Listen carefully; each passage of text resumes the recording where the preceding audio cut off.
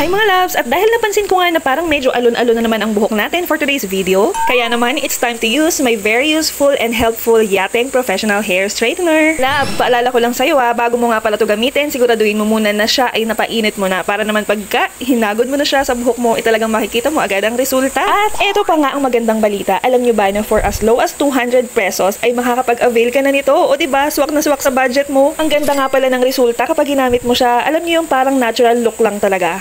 Kaya naman kung lagi kang stress dahil laging alon-alon yung buhok mo, laging wavy, baka ito na yung time para subukan mo rin gumamit ng Yateng Hair Professional Straightener. Love, sinasabi ko sa'yo kahit gaano pa kakulot or kabuhaghagi ang buhok mo kapag gumamit ka ng Yateng Professional Hair Straightener, ay tako, sigurado ko sa'yo na magkakaroon ka ng makinis at tuwid na buhok. Alam nyo, hindi naman siya totally tuwid. Parang natural look lang siya, may volume, basta maganda siyang tingnan, loves. And wait, there's more. Hindi lang siya basta pwedeng gamitin sa pagpapaunat or alam nyo yun, yung para mawala yung pagkakulot ng buhok mo, para naman sa mga unat na gustong magkaroon ng wavy na buhok na medyo alon-alon, na may pa-flip-flip na buhok, pwede nyo rin gamitin to dahil maraming style ang pwede mong gawin kapag meron ka ng Yateng Professional Hair Straightener. Ayan na loves, tingnan nyo kung ano nangyari sa hair natin, dun sa part na hinagura na natin or plinansya na natin, tingnan nyo yung difference niya dun sa kabila. Diba? Para siyang nagkaroon ng volume, nagkaroon siya ng style at in short, gumanda talaga yung resulta dun sa part na daanan na ng plancha. O diba? Yan ang sinasabi ko sa inyo, lalabs ko. Very affordable lang, very budget friendly, pero ang performance